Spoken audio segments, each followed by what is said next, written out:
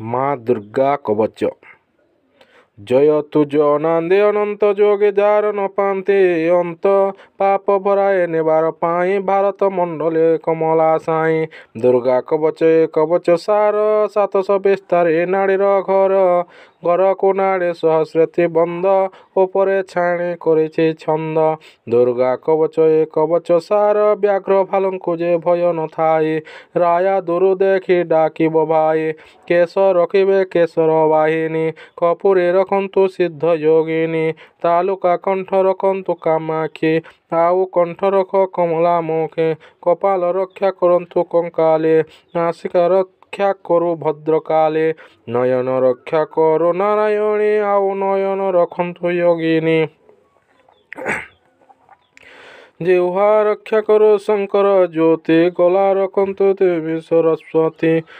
କଣ୍ଠ ରକ୍ଷା କରୁ କମଳା ମୂର୍ତ୍ତି ଓଠ ରକ୍ଷା କରୁ ଦେବୀ ପାର୍ବତୀ ଦେହ ଯାକ ଦୁର୍ଗା ସ୍ୱରୂପ ଘଟ ଦ୍ୱାର ଦାଢ଼ ଶାବଳ ନ କାଟୁ ହୃଦୟ କର ଚଣ୍ଡୀ ରକ୍ଷା କରୁ ପିଠିକେ ପରମେଶ୍ୱର ଉଦାରୁ ଅଷ୍ଟଭୁଜୀ ମତେ ରଖ ଶ୍ୱାସୀ ବାହୁକୁ ରଖ ବିନ୍ଦଗିରି ବାସୀ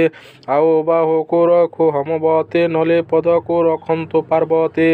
ନଖ ମୋର ରଖ ମହାମଙ୍ଗଳା ହୃଦୟ ନାଭି ରଖନ୍ତୁ ହିଙ୍ଗୁଳା କୋଟି ରଖନ୍ତୁ କୃପାଲୁ ବତ୍ସଲି ଆଉ କୋଟି ରଖୁ ବିନ୍ଦବାସଲି ଜାନୁକୁ ରକ୍ଷା କରୁ ଜଗତମାତା ଆଉ ଜାନୁ ରଖ କ୍ଷିତି ବହନ୍ତା ଆଣ୍ଠୁ ରଖୁ ପାପ ମୋଚିନି ବୋଲା ଚଣ୍ଡୀ ରଖନ୍ତୁ ମଣ୍ଡିଆର ବୋଲା ବେନି ପାଦକୁ ବସୁମତୀ ରଖ ଅମୃତି ଅମୃତ ଲୋଚନେ ଦେଖ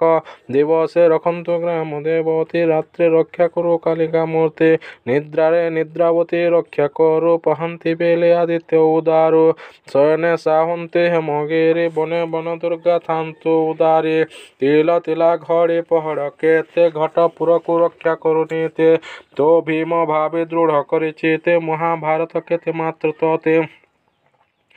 12 ଥର ପଢ଼ିବାର ମାସରେ ଚିନ୍ତିଲେ ଶତ୍ରୁ 3 ମାସେ ମୋରେ ଥରେ ଯେବେ ଏହା ପଢ଼ିବୁନି ଟିକେ କହିପାରିବ ତୋହର ଗତି ଜନ୍ତୁପତି ଦେଖି କରଇ ଭୟ କିଙ୍କର ପ୍ରାୟ ସର୍ବଦେବତାଏ ଯେ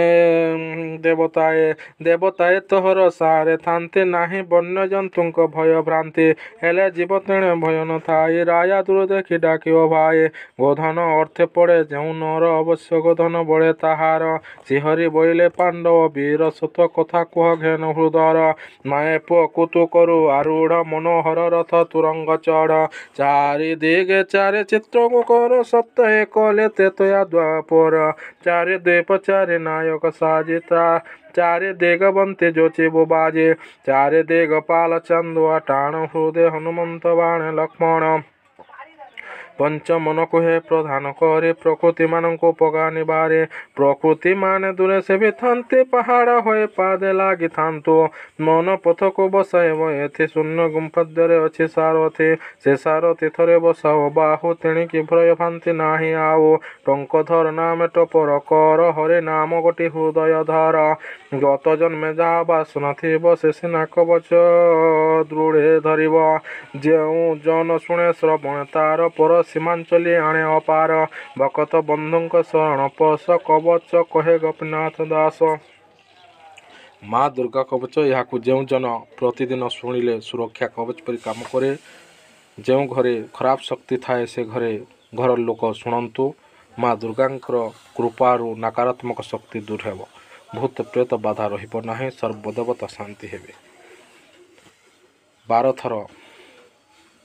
ସ୍ମରଣ କରି ପଢ଼ିଲେ ଶତ୍ରୁ 3 ମାସେ ମରେ।